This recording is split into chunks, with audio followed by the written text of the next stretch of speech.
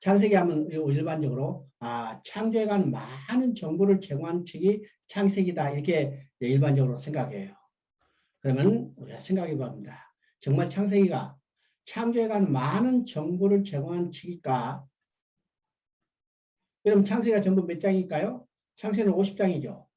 그러면 창세기 50장 중에 창조에 관한 기사는 몇 장일까요? 딱 2장입니다. 그러면 창조에 관한 기사가 많을까요? 적을까요? 50장 중에 딱 2장이라면 극히 적은 양입니다.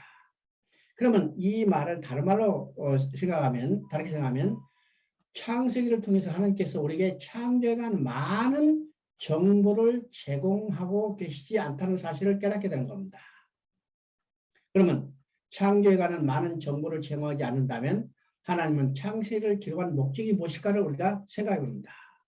왜 창세기를 기록해서 우리에게 주셨을까? 창세기를 기록한 목적. 그러면 창세기를 기록한 목적은 우리가 어떤 것인가를 한번 생각해 봅니다. 창세기를 누가 기록했냐면 창세기는 모세가 기록했어요. 모세가 기록했죠? 모세는 창세기 한 권만 기록한 게 아니라 모세 오경이라는 5권의 성경을 기록했습니다. 그러면 창세기를 제외한 나머지 4권의 책은 어떤 책일까? 나머지 4권의 책, 출애굽기, 레위기, 민수기, 신명기 이 4권의 책은 지금 모세와 함께 애굽에서 나온 이스라엘 백성의 현재의 역사적인 사건입니다. 현재의 역사적인 사건이요. 그런데 창세기는 이 현재적인 역사의 사건보다도 400년 이전의 역사를 기록하고 있습니다. 그러면 왜 창세기를 통해서 400년 이전의 역사를 기록했을까요? 이 400년 이전의 역사는 어떤 의미가 있을까? 이스라엘 백성이 야곱과 함께 애굽에 내려가서 애굽에서 400년 동안 살았어요. 그러면 400년 동안 그들은 어떤 삶을 살았어요? 노예로 살고 있었습니다. 이스라엘 백성이 애굽에 내려가서 400년 동안 노예로 살면서 그들은 그들의 역사를 잃어버린 겁니다. 역사를 배우지 못했어요. 그래서 그들을 애굽에서 건져낸 후에 400년 동안 잃어버린 역사를 그들에게 다시 가르치기 위해서 기록된 겁니다. 여러분요, 한 민족의 정체성에서 가장 중요한 이 요소는 어떤 것일까? 2가지 요소예요. 첫째는 역사를 알아야 합니다. 역사를 알아야죠. 2번째 요소는 언어를 확실하게 유지하고 있어야 해요. 언어를 잃어버렸거나 역사를 잃어버렸다면 이 민족은 정체성이 완전히 사라져버린 겁니다. 사라졌죠. 여러분요, 한 나라가 다른 나라를 침략해서 점령한 후에 제일 먼저 하는 일이 어떤 일이요? 제일 먼저 하는 일은 딱 2가지죠. 첫째는 역사를 다 배우지 못하게 하는 겁니다. 그 다음에 2번째는 언어를 말살시키는 일입니다. 언어를 말살시키는 일.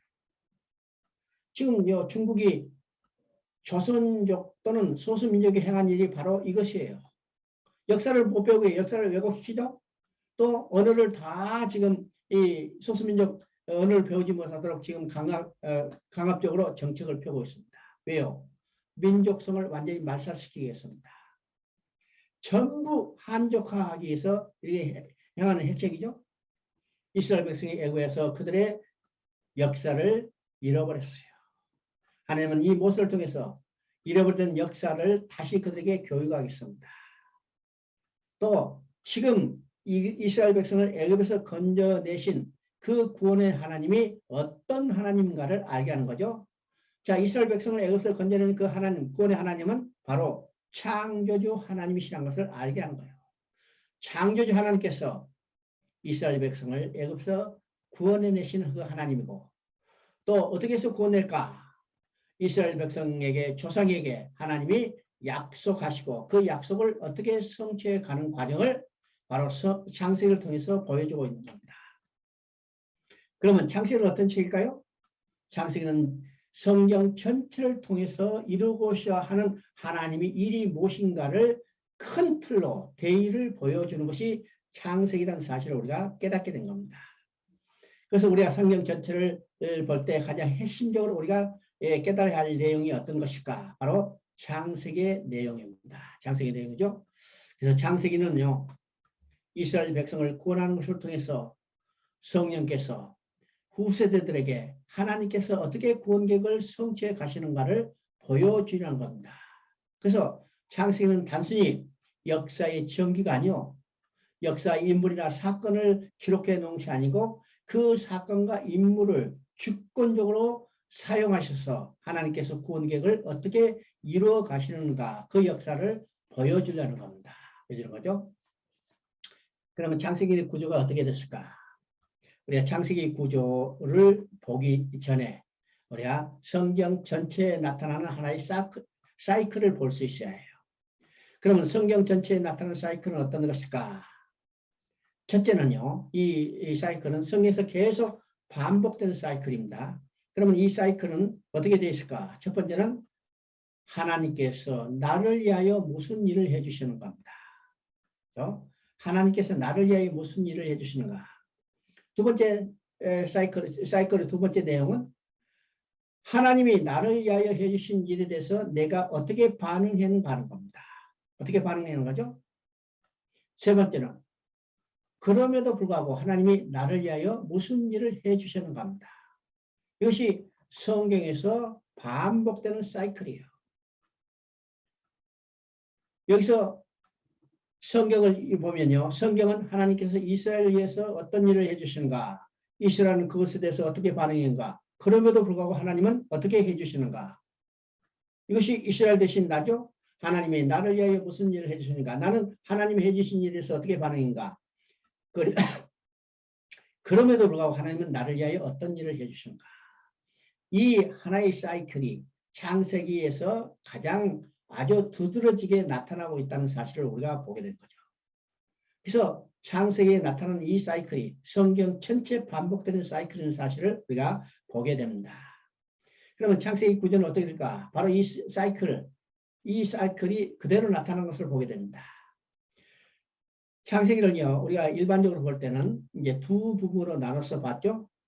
두 부분은 1장부터 11장까지, 그리고 12장부터 50장까지. 이것이 일반적으로 지금까지 창세기를 봤던 관점입니다.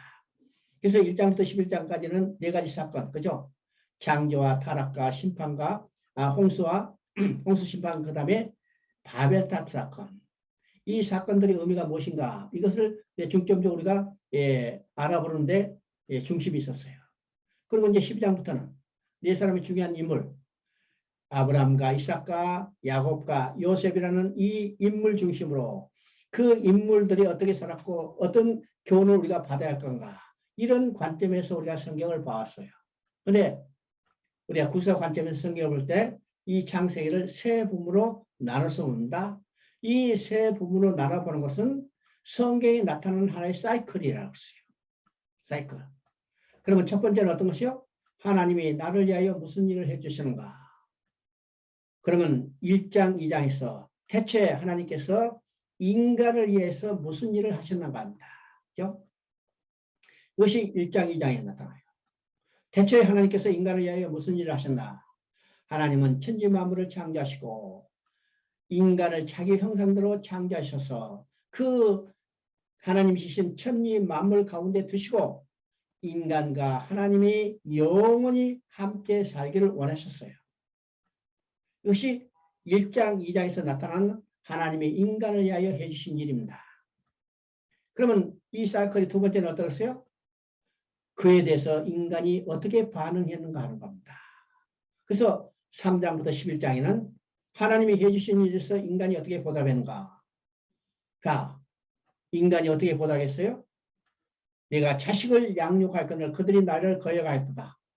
이사야 1장 2절에 나온 그 말씀 그대로죠. 인간은 하나님의 언약을 어기고 범죄하고 하나님을 배반하고 자신의 나라를 건설하려고 했던 것이 3장부터 11장까지에 나타나는 사건들입니다. 사건들이요. 그러면 이 사이클의 세 번째는 그럼에도 불구하고 하나님이 어떻게 해주셨는가. 인간이 범죄하고 반역에도 불구하고 하나님은 그들을 버리지 아니하시고 그들을 돌아오게 해서 함께 살아가기 위해서 하나님은 아브라함을 부르시고 아브라함에게 언약을 주시고 이 언약을 성취해가는 구원 계획을 이루어가는 겁니다. 이것이 세 번째예요. 이 사이클의 세 번째죠. 이것이 창세기 12장부터 50장까지의 이어지는 이야기입니다. 그러면 창세기에 나타나는 이 사이클은 성경 그 다음에 계속해서 반복되는 사이클이라는 사실을 우리가 보게 됩니다. 이 사이클이 오늘 우리의 신앙의 삶 속에서 그대로 나타나죠. 하나님이 나를 위하여 무슨 일을 해주는가? 나는 하나님이 해주신 일에서 어떻게 반응했어요? 거역하고 반응했어요. 그럼에도 불구하고 하나님 나를 버리지 아니하시고 끝까지 참으시고 돌아오게 해서 하나님과 영원히 함께 살아가기를 원하시는 이 계획을 성취해 가는 거죠. 그것이 하나님의 공격이라는 사실을 우리가 보게 됩니다. 자, 창세기 1장 1절 한번 읽어봅니다. 창세기 1장 1절을 보면 우리가 이미 본 것처럼 태초에 하나님이 천지를 창조하시니라. 하나님이 누구신가에 대한 설명이었고 하나님이 무슨 일을 하셨는가. 장엄한 선포만 있죠. 내가 오래전에 한 30년 됐나요?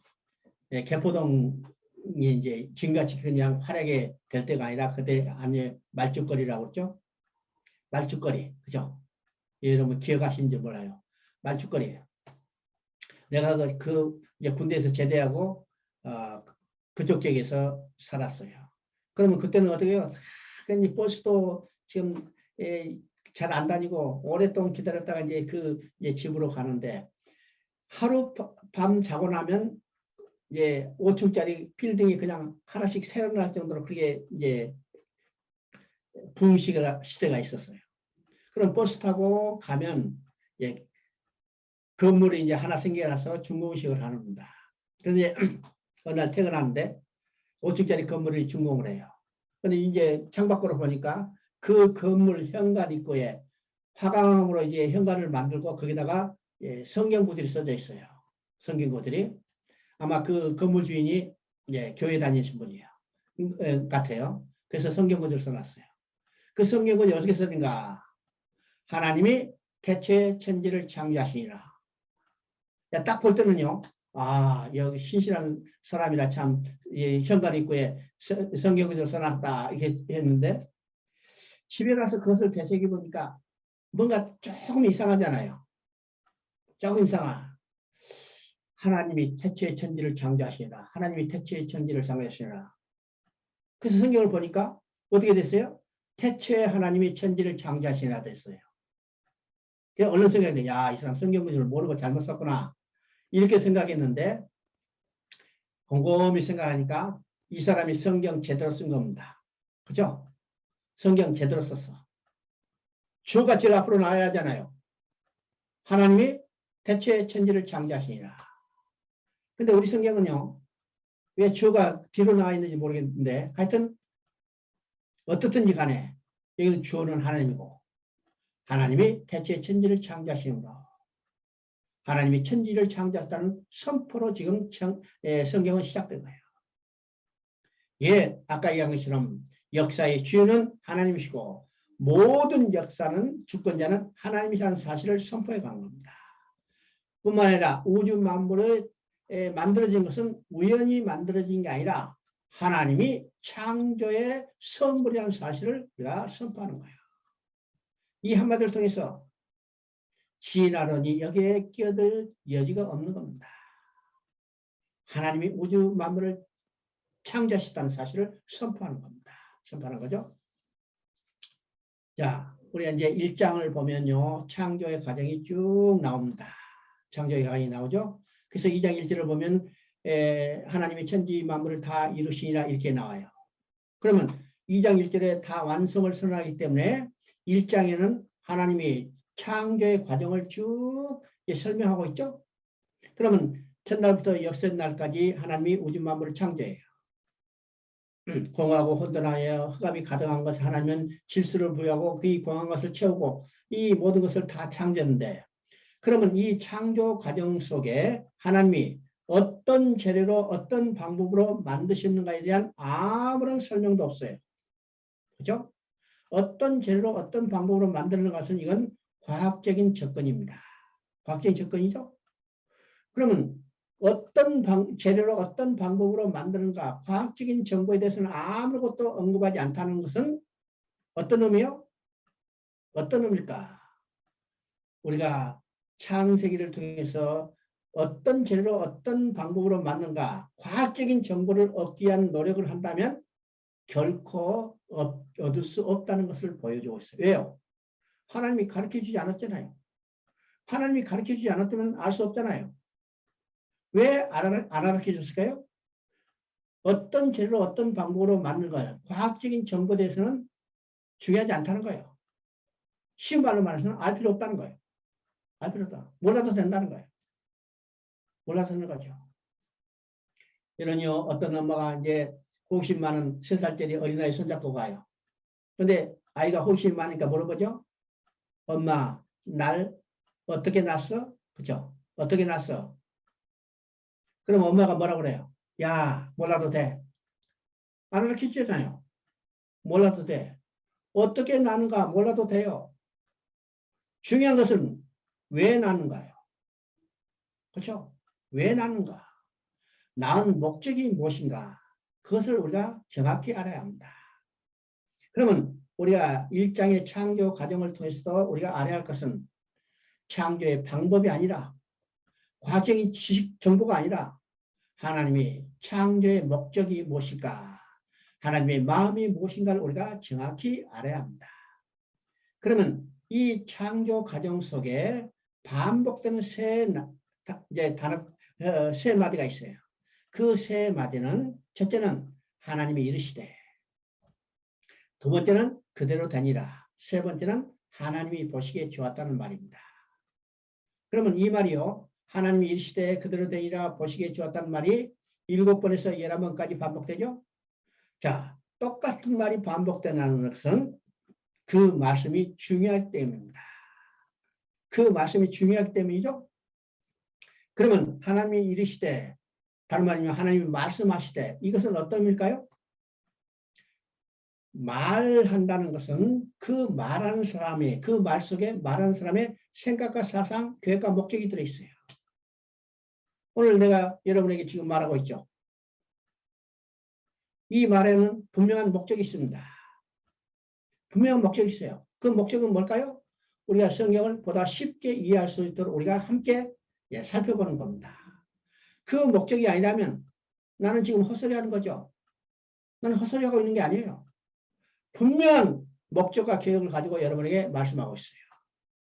어떤 사람이 말하는데 그 말 속에 그 사람의 생각과 사상이 없다면 그 말은 세 가지 범죄에 들어있죠. 첫째는 헛소리하거나, 두 번째는 꿈을 꾸거나, 세 번째는 미친 사람이 하는 말입니다. 근데 나는 지금 꿈꾸고 있는 것도 아니고 헛소리하는 것도 아니고 미친 사람도 미쳐서 말하는 것도 아니에요. 나는 분명한 계획과 목적이 있는데 하나님이 말씀하셨다는 것은 하나님의 계획과 목적이 있다는 것을 드러내는 겁니다. 두 번째는 그대로 되니라요. 그러면 그대로 되니라 이 말은 어떤 말이에요? 하나님이 말씀하신 대로 됐기 때문에 하나님의 계획과 목적대로 그대로 이루어졌다는 것을 말합니다. 말이죠? 세 번째 반복되는 말은 하나님이 보시기에 좋았다는 말입니다. 이 하나님이 보시기에 좋았다는 말은 하나님이 말씀하시되 하나님의 계획과 목적대로 목적을 드러낸 것이 그대로 이루어지고 그대로 이루어졌기 때문에 하나님이 자신의 계획과 목적대로 이루어진 것을 보고 기뻐하며 만족했다는 것을 의미합니다. 여러분요, 여러분이 어떤 이것을 만들거나 또 어떤 글을 쓰거나 여러 가지 이제 하죠. 여러분이 하고 싶은 거 하면 여러분이 생각과 뜻대로 되면 여러분 얼마나 좋아해요? 얼마나 좋아해? 기뻐하죠. 여러분 예술가들 보면요, 예술가들 보면 오랫동안 각고의 노력을 해요. 여러분 조각가들 보면 내가 조각하는 거 한번 봤는데 큰 화강 뜯어나니까 한 6개월 동안 그 점으로 찍어내요. 내가 볼 때는 야, 저 사람 쓸데없이 뭐 매일 점으로 두들기는가. 어떤 때는 밤잠 안 자고 그 두들기나요? 그래서 그 조각이 다 완성된 된 후에 이 사람이요, 며칠 동안 잠을 못 자는 겁니다. 잠을 못 자. 왜요? 너무 기뻐서. 너무 좋은 작품이라는 거예요. 너무 좋은 작품. 이 하나님이 보시기에 좋았다는 말은 바로 이 말이에요. 자신의 생각과 의도대로 자네의 계획대로 다 이루어진 것을 보고 기뻐하며 만족했다는 것을 의미합니다. 맞죠? 자, 1장 26절, 27절 한번 읽어봅니다.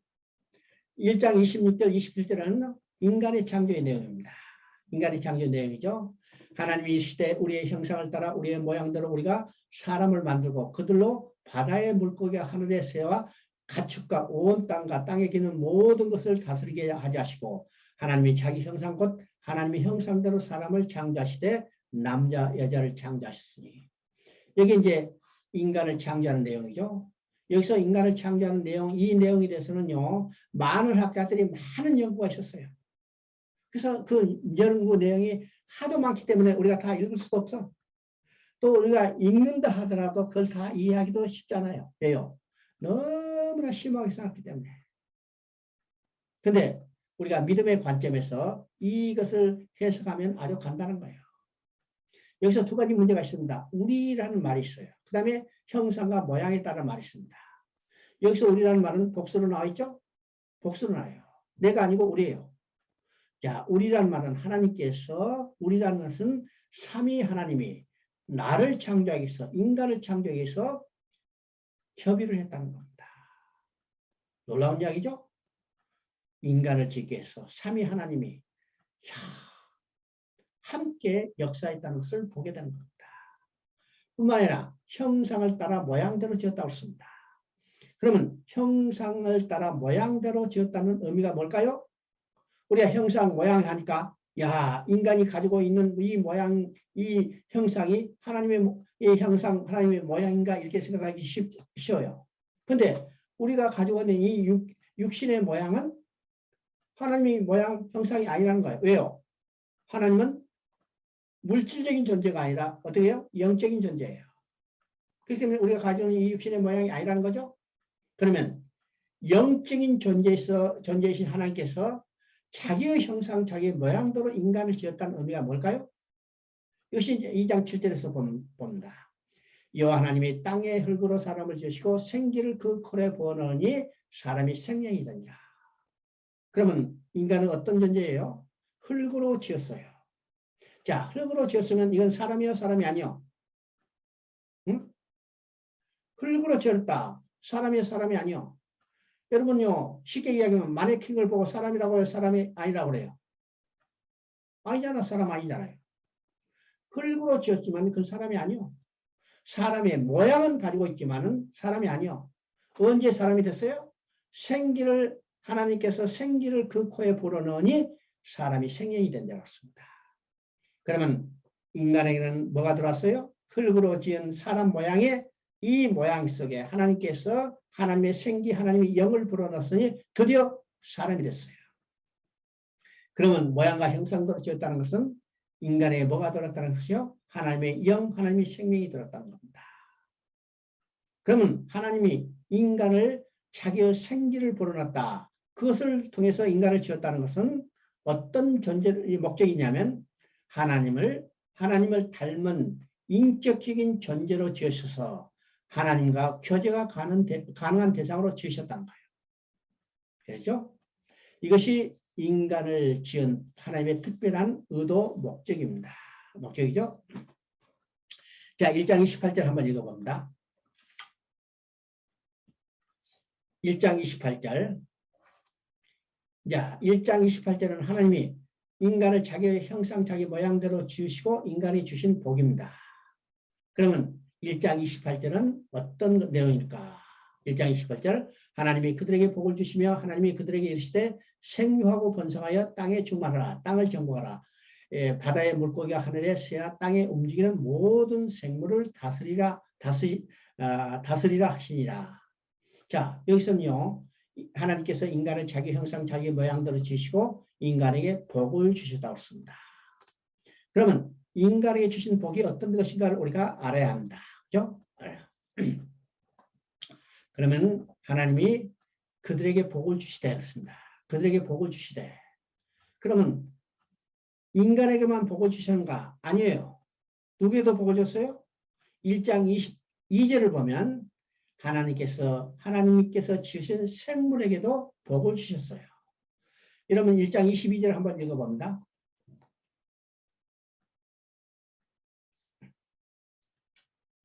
1장 22절 보니까 하나님이 그들에게 복을 주시며 이르시되 생육하고 번성하여 여러 바닷물에 충만하라. 새들도 땅에 번성하라 하시니라. 그죠? 그러니까 1장 22절을 보면 하나님이 지으신 생물에게도 복을 주셨어요. 그러면 생물에 주신 복은 어떤 것일까? 생육하고 번성하여 충만하라. 이 충만한 생육하고 번성하여 충만한 복을 주셨죠? 그래서 식물도 번성하고 동물도 번성합니다. 그래서 토끼도 한 번에 12말, 새끼 12마리 나죠? 그것도 1년에 3번씩이나 그냥 계속해서 나는 겁니다. 이게 생육하고 번성에 충만한 복을 생물이 주신 복입니다. 그런데 1장 28절은 하나님이 자기 형상대로 지으시고 자기 모양대로 지으신 인간에게 주신 복이에요. 그러면 생물에게 주신 복과는 다르다는 것을 우리가 깨닫게 되죠. 그러면 인간에게 주신 복은 어떤 것일까? 인간에게 주신 복은 크게 3가지로 이해할 수 있습니다. 첫째는 생육하고 번성에 충만하라. 생육하고 번성에 충만하라. 이건 생물에게 주신 복과 똑같죠? 그래서 인간도 생육하고 번성하여 충만해야 해요. 충만해요. 이것은요, 인간의 주신 복일 뿐만 아니라 인간의 사명이라는 사실을 알아야 합니다. 인간의 사명이에요. 그래서 인간은 반드시 생육하고 번성에 땅에 충만해야 해요. 인구가 번성해야 해요. 그런데 오늘날 이 땅에 인구가 증가하지 못하도록 계속 여러 가지 현상이 나타나죠? 현상이 나타나요. 그러면 인구가 번성하지 못하도록 여러 가지 이 제도 또는 장치 현상이 나타나는데 그러면 그 배후에 누가 있다는 사실을 우리가 알아야 해요. 바로 인구가 번성하지 못하게 하는 것은 사단의 배후에서 역사하고 있다는 사실을 알아야 합니다. 그러면 인구가 번성하지 못하게 하는 이것들이 어떤 것인가? 사단이요, 정부의 제도를 이용해서 인구가 번성하지 못하도록 해요. 이유는 그것하죠. 야, 인구가 번성하면 이 먹을 것이 없어지고 먹을 것이 없는 인구가 차별한다. 차별한다 이게 해요. 여러분요, 통계적으로 보면 지구상에 인구가 번성해서 먹을 것이 없어서 인구가 줄을까요? 아니요. 먹을 것은 넘쳐나는데 어떻게 해요? 분배가 제대로 되지 못했을 뿐만 아니라 또 어떤 것이요? 인간의 탐욕 때문에 빈곤이 생기는 겁니다. 우리 잘 알아요. 인간이 탐욕 때문에 분배가 제대로 되지 못하고 인간 탐욕 때문에 이게 제대로 이 빈곤이 편중돼서 나타나죠. 인구가 많기 때문에 그런 게 아닙니다. 근데 정부들은요, 이 권세를 이용해서 야, 인구 많으면 굶어 죽겠다. 인구 많으면 안 돼. 인구 줄여야 해.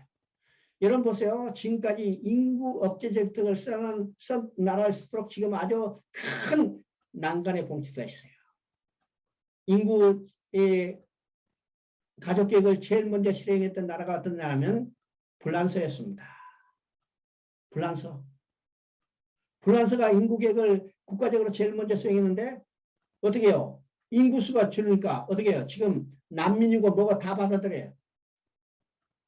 여러분요, 프랑스 프랑스 축구 선수들 보면 누가 더 많아요? 실제로 프랑스 사람보다 외국인들이 훨씬 많아요. 그건 다 그냥 받아들인 사람들이죠. 이민 받아들인 사람들이에요. 왜요? 자국 인구로는 지금 이제 안 되기 때문에. 또 어떤 나라요? 한국도 지금 인구 절벽에 들어있잖아요. 또 중국도 인구 많다고 하고 지금 가족수 제한했더니 중국도 인구 절벽에 지금 큰일 났어요. 중국. 그렇죠? 정부 제도를 통해서 번성하지 못하도록 합니다. 또 어떤 세력이요? 결혼 정년을 높여버려요. 여자들이 15살이면 가임 여성이 돼서 자녀를 낳을 수 있어요. 근데 지금 몇 살에 결혼해요? 40살에 결혼하잖아요. 40살에 결혼해. 25년 동안 자녀 낳지 못해. 배우의 서력이 있다는 사실을 합니다. 또 어떤 이요? 동성애. 연애하는 것만 끝나는 게 아니라 동성혼이 법적으로 허용돼 가요. 여러분 동성혼을 가지고 자녀 낳을 수 있어요? 없어요? 절대로 불가능해요. 우리는요. 이 생명 본성에 충만하는 이 말이 단순한 의미가 아니라 하나님께서 인간에게 주신 복이며 인간이 감당해야 할 사명이라는 사실을 알아야 합니다. 그렇죠? 이게 첫 번째예요. 두 번째는 왕적 권세를 주셨어요. 이것은 생물에게 주신 복이 아니죠. 생물에게 주신 복과는 내용이 다르죠. 여기서 땅을 정복하고 땅을 다스리라고 했습니다. 하나님은 우주 만물을 주시고 그것을 인간에게 통치할 권세를 주셨어요. 땅을 정복하고 땅을 다스리라. 그래서 이 장을 보면요. 이 왕적 권세를 부여받은 아담이 이 통치의 권세를 행사하는 것을 보게 됩니다. 2장 15절에 보니까 아담이요. 경작하고 그 땅을 다스리냐고 했습니다. 그 다음에 2장 19절을 보니까 아담이 모든 생물의 이름을 지었다고 했어요. 여러분요. 생물의 이름을 지었다는 것은 어떤 거예요? 통치권을 행사하는 겁니다. 통치권을 행사하는 거예요. 여러분 이름을 지었다는 것은 이름 지은 자의 소유고 또 이름을 지었다는 것은 그 사람의 통치 권세를 내가 가지고 있다는 거예요. 여러분요. 내가 지금 한국에 호적이 있고 주민등록이 있어요. 그래서 나는 한국 정부에 소속이고 한국 정부가 나를 통치하죠. 내가 중국에 가 있더라도 중국 정부가 나를 통치하지 못해요. 왜요? 내 이름은 중국 호국책에 없어요. 그러니까 중국 정부가 나는 중국 정부의 소유도 아니고 중국 정부가 나를 통치하지도 못하죠. 바로 이름을 지었다는 것은 통치의 권세를 행사하는 겁니다. 이게 왕적 권세예요. 세 번째는 하나님이 인간을 창조한 목적은 인간을 통해서 만물을 대표해서 만물을 대신해서 하나님의 영광을 찬송하게 하는 데 있습니다. 찬송하는 거죠. 이것이 창조의 가장 궁극적인 목적이에요. 여러분 이사야 43장 7절 한번 읽어봅니다. 이사야 43장 제가 읽어보겠습니다.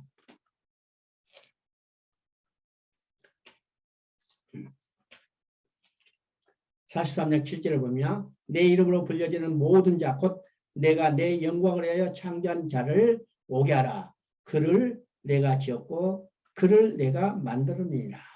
여기서 분명히 되죠. 내가 내 영광을 위하여 창조한 자를 내 영광을 위하여 창조한 자는 곧 하나님의 형상대로 인간을 지은 겁니다. 또 43장 21절을 보면요. 이 백성은 내가 나를 위하여 지었나니 나를 찬송하게 하려 합니다. 인간을 지은 목적이 뭘까? 하나님의 영광을 찬송하게 하는 거예요. 하나님의 영광을 찬송하는 것은 바로 예배드리는 거고 예배드리는 것은 곧 제사장이에요. 그렇죠? 그러니까 인간의 하나님의 영광을 찬송하는 제사장적인 축복을 주셨습니다. 이것이 하나님께서 인간을 자기 형상, 자기 모양대로 주시고 인간에게 주신 복입니다. 복이죠? 자, 창세기 2장 1절, 2절을 읽어보십니다.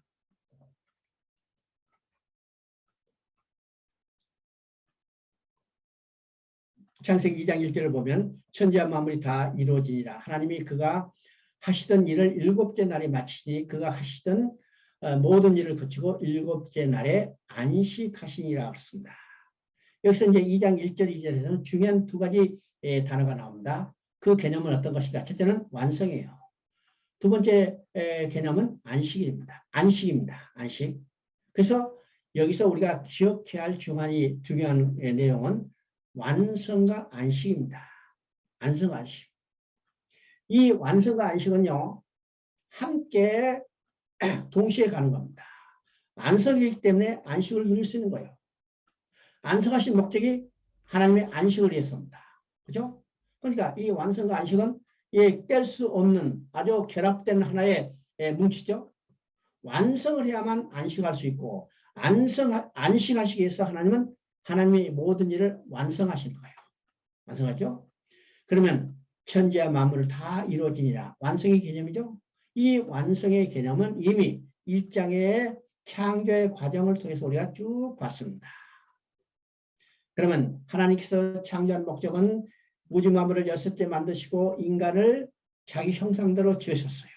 그 목적이 뭘까요? 인간과 함께 살게 했습니다. 그래서 창조의 중심이 누구이냐? 바로 인간이 있다는 사실을 우리가 보게 되죠. 자, 2장 8절 한번 읽어봅니다. 2장 8절을 읽어보면요. 2장 7절 8절을 읽어보면 여호와 하나님이 땅의 흙으로 사람을 지으시고 그 생기를 그 흙으로 보여 넣으시니 사람이 생경이니라.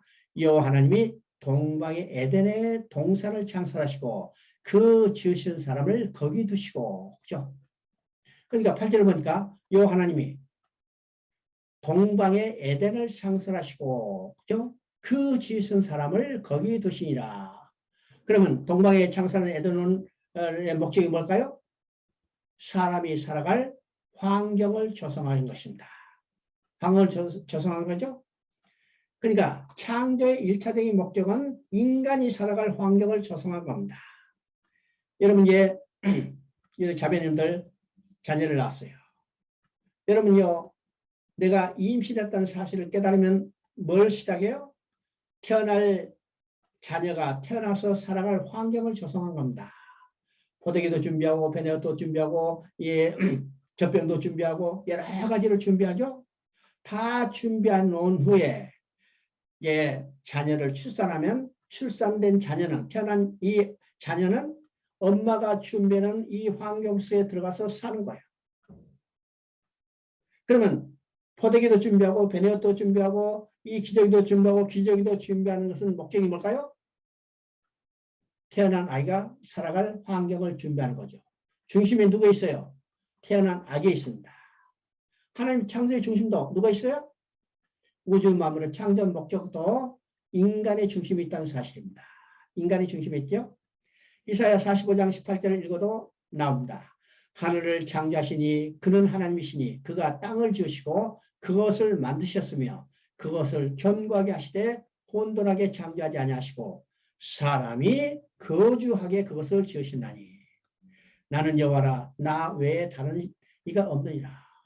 여기 분명히 말합니다. 사람이 거주하게 그것을 지으신다니. 그러니까 창조의 중심은 누가 있어요? 하나님이 자기 형상대로 지으신 인간이 있어요. 인간이 있어요. 그래서 여섯날 모든 일을 다 마치시고 하나님께서 모든 일을 다 완성했다고 그랬죠? 완성하신 후에 자 창세기 2장 2절을 보니까 그 모든 일을 마치시고 일곱째 날에 안식하셨다고 했습니다. 일곱째 날에 안식하셨다. 그러면 여기서 안식의 개념이 어떤 것인가를 우리가 알아야 합니다. 여기서 안식의 개념은 하나님이 자 일을 힘들게 하시고 이제는 지쳐서 피곤해서 쉬신다는 개념이 아니라는 겁니다. 피곤해서 쉬신다는 개념이 아니죠? 그러면 여기서 안식의 개념은 어떤 것일까요? 자기 형상대로 지은 인간과 함께 살면서 기쁨의 즐거움의 그의 영광을 드러내는 것이 안식의 개념이에요. 이것이 하나님의 창조의 개념이고 다른 말하면 안식에 있어요. 그러니까 하나님의 창조의 목적은 어디예요? 안식이 있다는 사실이죠. 이 안식이라는 말을 자기 형상대로 지은 인간과 함께 살면서 기쁨의 즐거움의 그의 영광을 드러내는 것이라는 거예요. 이것이 하나님의 안식입니다. 그러면 하나님이 자기 형상대로 지은 인간과 함께 살면서 기쁨의 즐거움의 그의 영광을 드러내는 것이 하나님의 안식인데 인간은 어디서 안식을 누려요? 인간은 어디서 안식을 누려요? 하나님과 함께 안식을 누리는 겁니다. 하나님과 함께 안식을 누리는 거예요. 다른 말은요. 하나님의 안식은 곧 누구의 안식이요? 하나님의 안식은 곧 하나님의 형상대로 지은 인간의 안식입니다. 하나님의 안식은 곧 인간의 안식이에요. 하나님도 인간이 없다면 안식을 누릴 수 없고 인간도 하나님이 안 계신다면 안식을 누릴 수 없어요. 이 개념이 분명히 합니다. 하나님의 안식은 인간도 그 하나님의 안식 속에 함께 안식을 누리는 겁니다. 자, 보세요. 하나님이 자기 안식을 누리기 위해서 형상대로 지은 인간을 지었어요. 엄마가 자신의 기쁨을 위해서 자식을 낳았어요. 자식을 품에 안고 기뻐하며 즐거워하죠? 근데 그 자식을 잃어버렸다면, 야, 오늘부터 골치 아픈 놈 없어지니까 편히 잘 살겠다. 그런 엄마 있어요?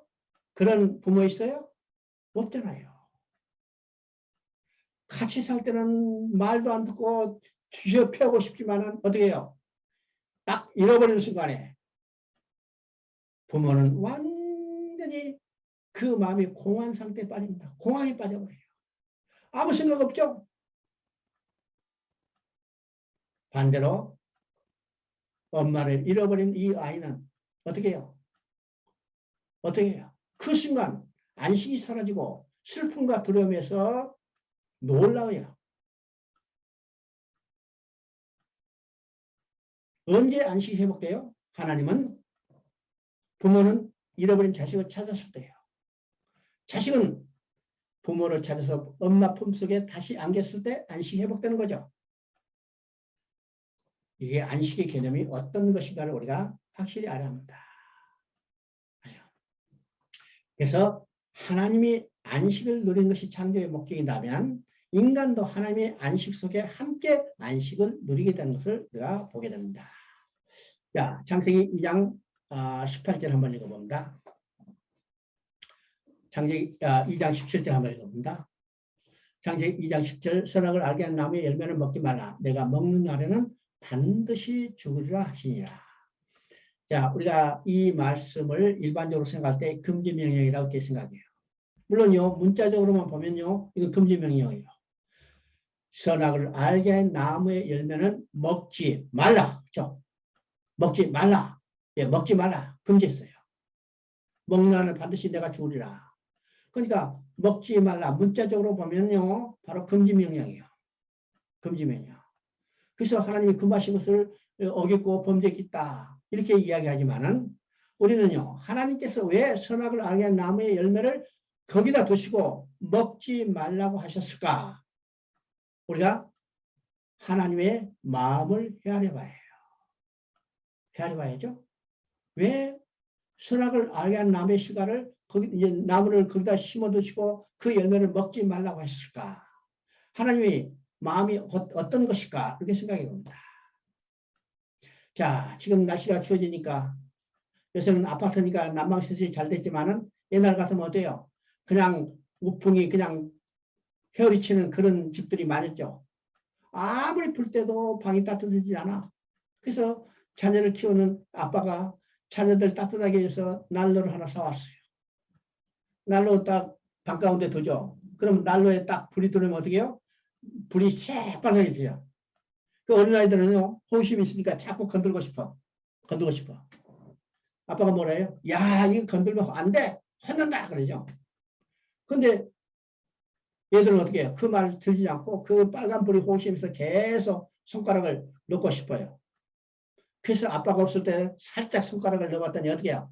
뜨거워! 휙 하니까 딱 하는 말이 아빠 나빠! 그러죠. 그죠? 얘 고생시키려고 저기 손대게 하려고 그게 날로 사다 펴놨어요? 아빠의 마음은 어떤 것이요? 아빠의 마음은 어떤 것이요? 얘들이 따뜻한 겨울을 보내기 위해서 자로 난로를 사다가 거기다 두시고 그게 뜨겁기 때문에 손대지 말라고 금하게 한 겁니다. 그죠?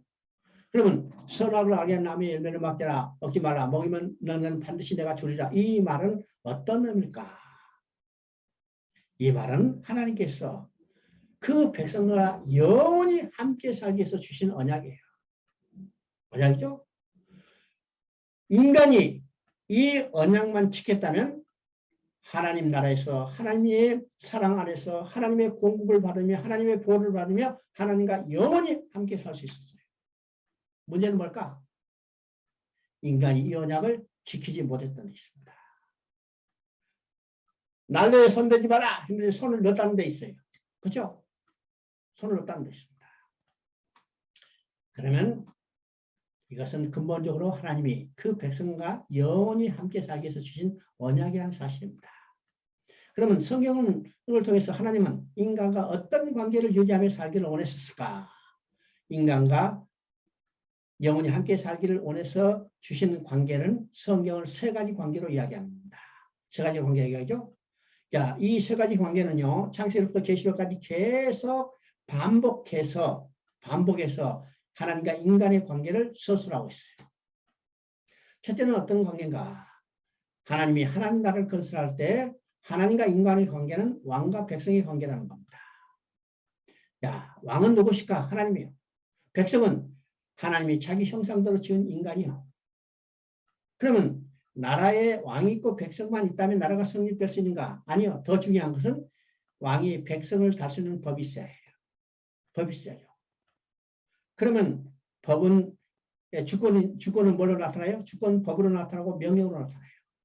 그러면 창세기 2장 17절에는 왕이신 하나님께서 그 백성을 다스리는 주권, 곧 법으로 나타난 겁니다. 문제는 뭘까?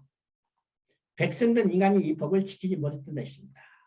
이 법만 지켰다면 하나님이 통치한 나라에서 하나님이 주신 생명, 하나님의 사랑을 받으며 영원히 함께 살 수 있었어요. 두 번째 하나님과 인간의 관계는 남편과 아내의 관계입니다.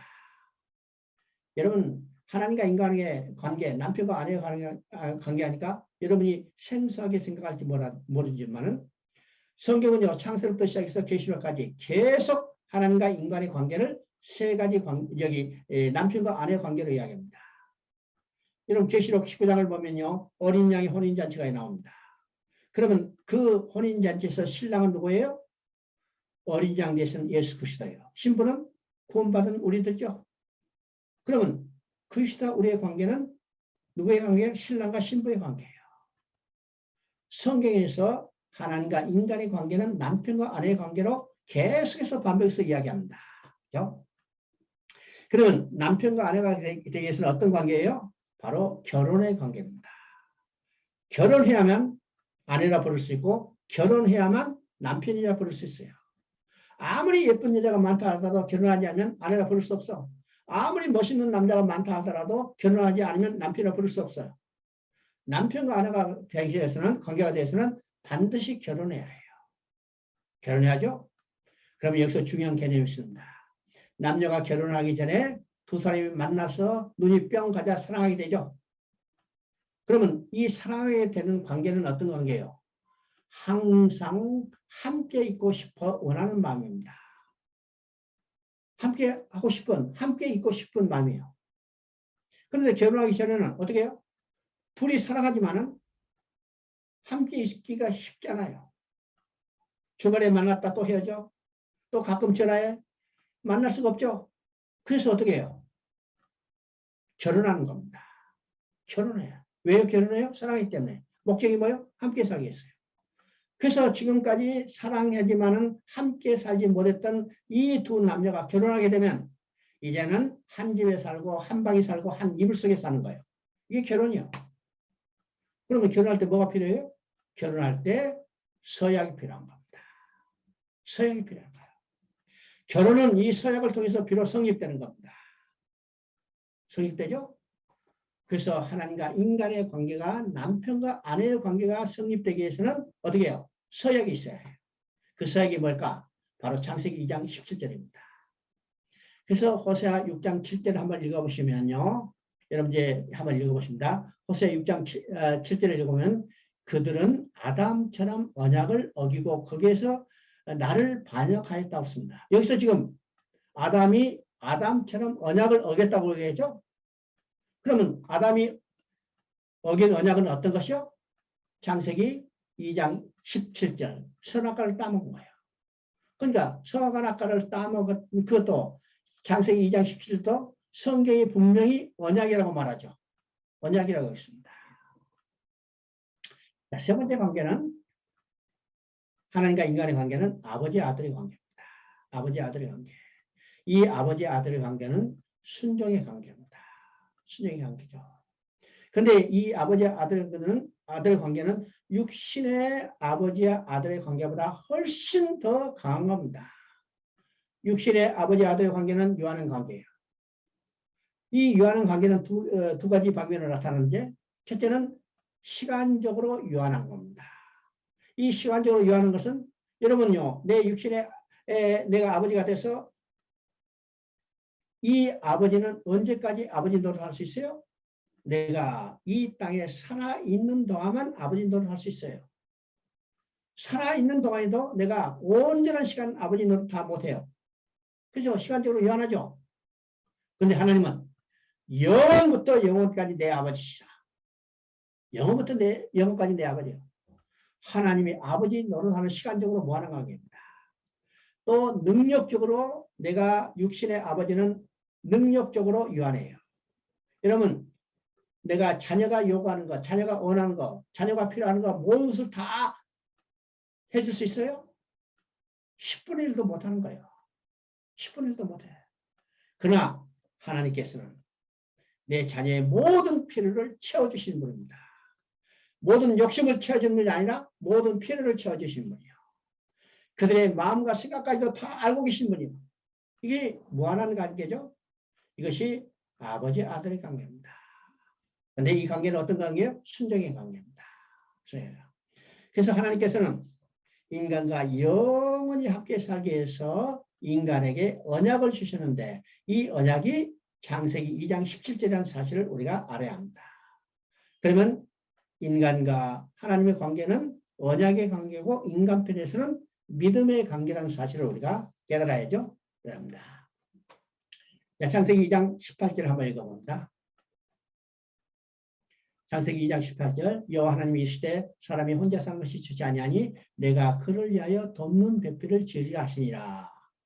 자, 아담 하나를 혼자를 지어놓고 하나님이 그를 보시고 혼자 사는 것이 좋지 아니하니 그렇습니다. 그리고 돕는 배필을 지어줬다고 했어요. 그러면 하나님께서 아담을 지으시고 혼자 사는 것이 좋지 않다는 의미가 뭘까요? 여기서 혼자 사는 것이 좋지 않다는 것은 두 방면에 나타납니다. 두 방면에. 첫째는요, 우리가 1장 28절을 봤죠? 1장 28절에 세 가지 복을 주셨다고 했습니다. 첫째는 생육하고 번성에 충만하는 복이요.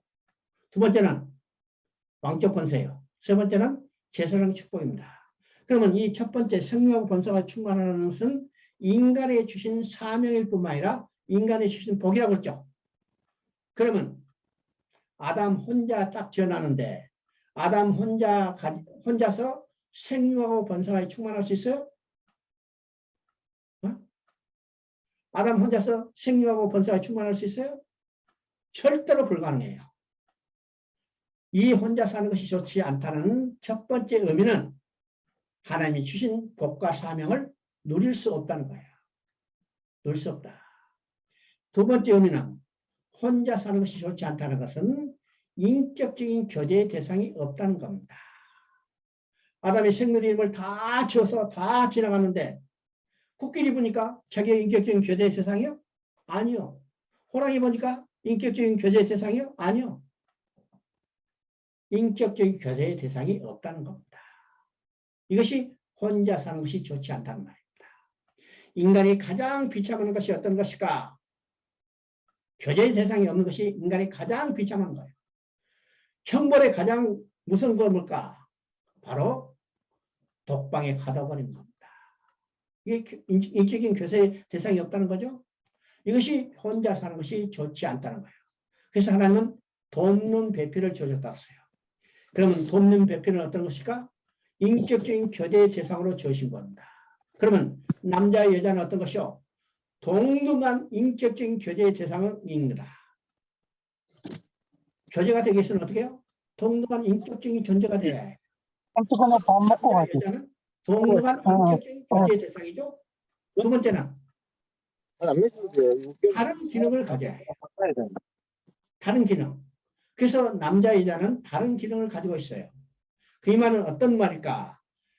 두 남녀가 다른 기능을 가지고 둘이 서로 인격적인 교제를 통해서 하나님의 사명과 복을 누리고 하나님의 영광을 드러낼 수 있는 존재로 지으셨다는 겁니다. 이것이 돕는 배필을 지어주셨어요. 자, 2장 24절을 보면 이러므로 남자 부모를 따라서 그의 아내와 합하여 둘이 한 몸을 이룰지니라고 했습니다. 그 앞에를 보면 하나님께서 아담을 잠들게 하시고 그 갈비뼈를 뽑아서 여자를 지어줬어요. 아담이 하나님이 지어진 여자를 보고 내 뼈 중에 뼈요 살 중에 살이라고 씁니다. 그리고 지금 2장 24절에 이러므로 남자가 부모를 떠나서 그 아내와 합하여 둘이 한 몸을 이룰지냐 했습니다. 여기서 이제 우리가 둘이 한 몸을 이룬다는 것은 연합이란 말입니다. 그래서 옛날 한글 개정한글판에는 연합이라고 되어 있습니다. 여기서 중요한 연합 교리를 이미 계시하고 있죠. 하나님께서 아담의 갈비뼈를 뿌려서 여자를 지었어요. 그래서 내 뼈 중에 뼈, 살 중에 살이요. 그러면 아담과 하와는 두 몸이 한 몸이요? 두 몸이 한 몸이요. 두 몸이면서 한 몸, 한 몸이면서 두 몸. 이게 연합의 신비죠? 연합의 신비입니다. 그래서 두 사람이 부모를 떠나서 한 몸이라 연합됐다고 했습니다. 연합이요. 그래서 여기서 연합교회의 신비를 지금 계시하려고 하는데 연합교회는 어떤 것이요? 두 몸에 합하여 한 몸을 이루고 그래서 둘은 나눌 수 없고 머리에 이루어진 일이 곧 몸에 이루어진 일이라는 겁니다. 그러면 여기서 아담과 하와 두 남녀가 두 몸에 합하여 한 몸을 이룬 것을 통해서 남편과 아내의 관계죠. 이 남편과 아내의 관계는 누구의 관계요? 하나님과 인간의 관계, 그리스도와 성도의 관계를 이야기합니다. 그렇죠? 그러면 그리스도와 성도는 어떤 관계예요? 두 몸이 합하여 한 몸을 이루는 연합의 관계입니다. 연합의 관계죠. 자, 성경은요, 그리스도와 우리를요, 두 몸이 합하여 한 몸을 이루는 연합의 관계라는 사실을 분명하게 이야기합니다. 분명하게 이야기죠.